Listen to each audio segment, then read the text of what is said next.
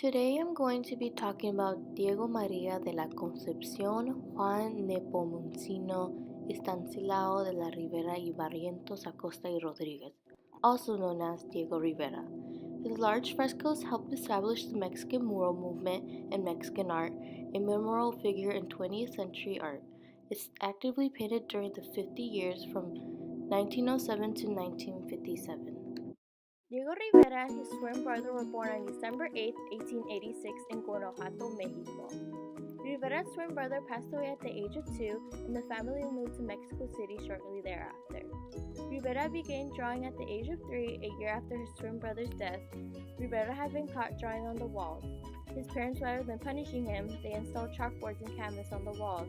His parents encouraged Rivera's artistic talent, so they enrolled him in the San Carlos Academy of Fine Arts when he was 12 years old. There he studied traditional painting and sculpting techniques under a largely conservative faculty. Gerardo Murillo was among his fellow students at the academy, an artist who would become a driving force behind the Mexican mural movement in the early 20th century, in which Rivera took part of. In 1905, the two students joined a group of other up-and-coming artists in an exhibition organized by the editors of Sabia Moderna magazine. Rivera completed his studies in 1905, and the following year, he exhibited more than 24 paintings at the annual San Carlos Academy Art Show.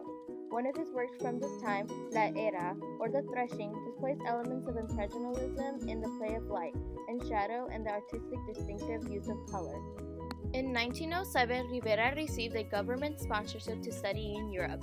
Rivera's first stop was Madrid, where he studied with realist painters Eduardo Chicharro Aguirre at the San Fernando Royal Academy. There, Rivera created paintings like Night Scene in Avila, a work containing elements of realism and impressionism. At Madrid's Prado Museum, he familiarized himself with the paintings of such Spanish masters as El Greco, Francisco Goya, and Diego Velázquez, all of whom would influence his artistic development. From Madrid, he moved to Paris, where he lived off and on for several years among other artists, including Amedeo Modigliani and his wife. Rivera showed 6 paintings in the 1910 exhibit, sponsored by the Society of Independent Artists in Paris, including the realistic portrait Head of a Breton Woman. Other works the artist completed during the time included Breton Girl and The House Over the Bridge, evidence an impressionistic focus on the transformative power of light. When Rivera returned to Paris after a brief visit to Mexico, his style underwent a significant shift toward Cubism, which was enjoying its heyday in Europe during the second decade of the 20th century. Rivera sought to portray multiple dimensions of a single subject through the use of geometric forms or intersecting planes. Under the influence of Pablo Picasso, Rivera's painting became progressively more abstract. View of Toledo from 1912 contains both recognizable buildings and Cubist elements. In the landscape wall, portraits of Oscar Mistonchunov from the following year completely illustrates the Cubist influence on Rivera's style. By 1913, Rivera had fully embraced Cubism in his art, as evidenced by such works as Woman at a Well and Sailor at Breakfast. He submitted works at the Salon des Tombes exhibit, where the likes of Picasso, Marcel Duchamp, and André Lotte has shown their work over the previous years, attracting both negative reactions and the positive attention of the art community. Motherhood, Angelina and the Child from 1916 is among Rivera's last purely Cubist paintings.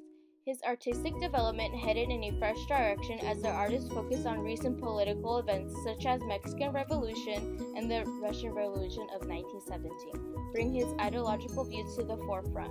His paintings began to portray the working class combined with elements of his Mexican heritage. A trip through Italy in 1920 had piqued the artist's interest in Renaissance frescoes, and when he returned to Mexico the following year, he became involved in the mural paintings.